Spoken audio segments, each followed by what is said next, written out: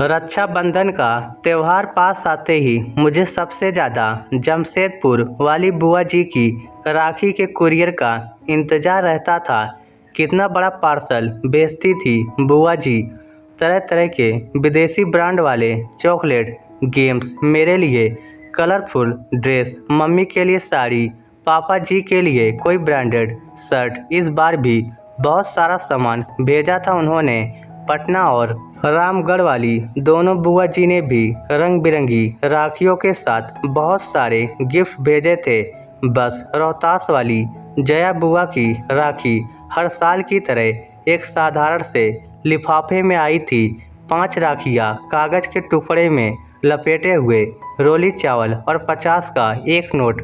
Mummy ने चारों बुआ जी के पैकेट डाइनिंग टेबल पर रख दिए थे ताकि पापा ऑफिस से लौटकर एक नज़र अपनी बहनों की भेजी राखियाँ और तोहफे देख ले। पापा रोज की तरह आते ही टी टेबल पर लंच बॉक्स का थैला और लैपटॉप की बैग रखकर सोफे पर पसर गए थे। चारों दीदी की राखियाँ आ गई हैं। मम्मी ने पापा के लिए किचन में चाय चढ़ाते हुए आवाज़ लगाई थी। जया का लिफाफा दिखाना चला। पापा जया बुआ की राखी का सबसे ज़्यादा इंतज़ार करते थे और सबसे पहले उन्हीं की भेजी राखी कलाई में बांधते थे। जया बुआ सारे भाई बहनों में सबसे छोटी थी, पर एक वही थी जिसने विवाह के बाद से शायद कभी सुख नहीं देखा था। विवाह के तुरंत बाद देवर ने सारा व्यापार हड़प कर घर से बेदखल कर दिया था। तब से फूफा जी की मानसिक हालत बहुत अच्छी नहीं थी। मामूली सी नौकरी कर थोड़ा बहुत कमाते थे। बेहद मुश्किल से बुआ घर चलाती थी। इकलौते बेटे श्याम को भी मोहल्ले के साधारण से स्कूल में डाल रखा था। बस एक उम्मीद सी लेकर बुआ जी किसी तरह जिए जा रही थी। जया बुआ के भेजे लिफाफों को देखकर पापा कुछ सोचने लगे थे। गायत्री, इस बार रक्षाबंधन के दिन हम सब सुबह वाली पैसेंजर ट्रेन से जया के घर रोहतास उसे बगैर बताए जाएंगे। जया दीदी के घर। मम्मी तो पापा की बात पर एकदम से चौंक गई थी। आपको पता है ना कि उनके घर में कितनी तंगी है। हम 3 लोगों का नाश्ता खाना भी जया दीदी के लिए कितना भारी हो जाएगा। वो कैसे सब कुछ मैनेज कर पाएंगी।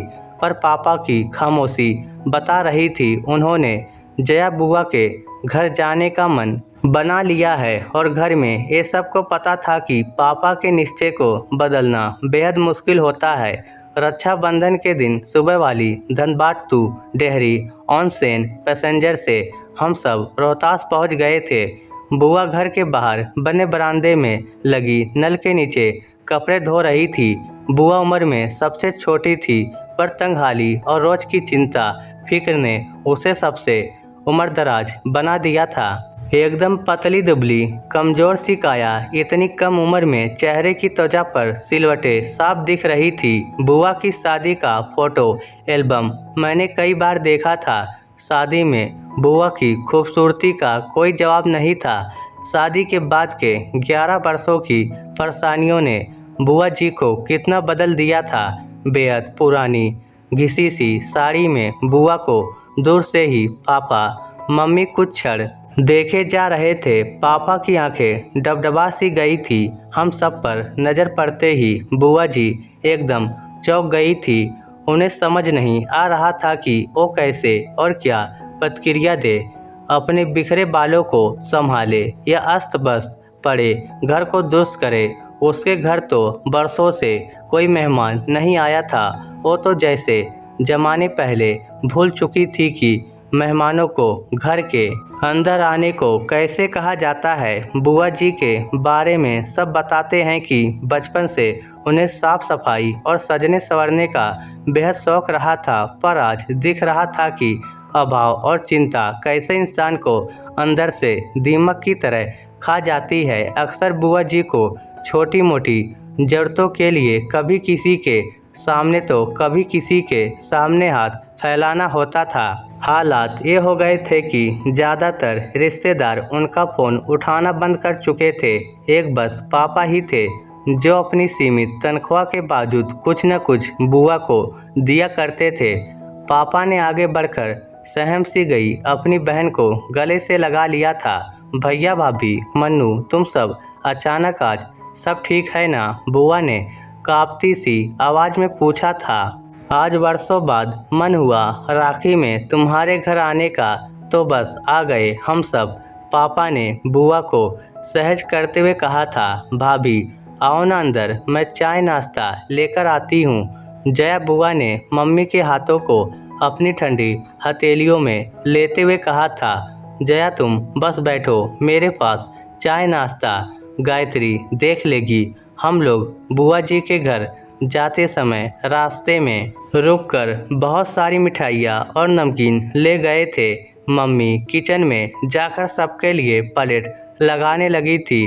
उधर बुआ कमरे में पुरानी फटी चादर बिछे खटिया पर अपने भैया के पास बैठी थी। बुआ जी का बेटा श्याम दौड़कर फूफा जी को बुला लाया था। राखी बांधने का मुहूर्त शाम 7 बजे का था। मम्मी अपनी ननद को लेकर मॉल चली गई थी सबके लिए नए ड्रेसेस खरीदने और बुआ जी के घर के लिए किराने का सामान लेने के लिए। शाम होते होते पूरे घर का हुलिया बदल गया था। नए पर्दे, बिस्तर पर नई चादर, रंग बिरंगे डोरमेट और सारा परिवार नए ड्रेसेस पहनकर जच रहा था। न जाने कितने सालों बाद आज जया बुआ की रसोई का भंडार घर लबालब भरा हुआ था। धीरे धीरे एक आत्मविश्वास सा लौटता दिख रहा था बुआ के चेहरे पर सच तो ये था कि उसे अभी भी सब कुछ स्वप्न सा लग रहा था। बुआ जी ने थाली में राखियाँ सजा ली थी, मिठाई का डब्बा रख लिया था। जैसे ही पापा को तिलक करने लगी, पापा ने बुआ को रुकने को कहा। सभी आश्चर्यचकित थे। 10 मिनट रुक जाओ, तुम्हारी दूसरी बहनें भी बस पहुंचने वाली हैं, पापा ने मुस्कुराते हुए कहा तो सभी पापा को देखते रह गए। तभी बाहर दरवाजे पर गाड़ियाँ के हॉर्न की आवाज़ सुनकर बुआ, मम्मी और फूफा जी दौड़कर बाहर आए तो तीनों बुआ का पूरा परिवार सामने था। जया बुआ का घर मेहमानों से खचाखच भर गया था। महाराजगंज वाली नीलम बुआ बताने लगी कि कुछ समय पहले उन्होंने पापा को कहा था कि क्यों न सब मिलकर चारों धाम की यात्रा पर निकलते हैं। बस पापा ने उस दिन तीनों बहनों को फ़ोन किया था कि अब 4 धाम की यात्रा का समय आ गया है। पापा की बात पर तीनों बुआ सहमत थी और सब ने तय किया था कि इस बार जया के घर सब जमा होंगे और थोड़े थोड़े पैसे मिलाकर उसकी सहायता करेंगे। जया बुआ तो बस एकटक अपनी बहनों और भाई के परिवार को देखे जा रही थी। कितना बड़ा सरप्राइज दिया था आज सबने उसे। सारी बहनों से वह गले मिलती जा रही थी। सबने पापा को राखी बांधी। ऐसा रक्षाबंधन शायद पहली बार था सबके लिए। रात एक बड़े रेस्टोरेंट में हम सभी ने डिनर किया, फिर गप्पे करते जाने कब काफ़ी रात हो चुकी थी। अभी भी जया बुआ ज़्यादा बोल नहीं रही थी, वो तो बस बीच बीच में झलक आते अपने आंसू पोंछ लेती थी। बीच आंगन में ही सब चादर बिछाकर लेट गए थे। जया बुआ पापा से किसी छोटी बच्ची की तरह चिपकी हुई थी, मानो इस प्यार और दुलार का उसे बरसों से इंतजार था। बातें करते करते अचानक पापा को बुआ का शरीर एकदम ठंडा सा लगा तो पापा घबरा गए थे। सारे लोग जग गए पर जया बुआ हमेशा के लिए सो गई थी।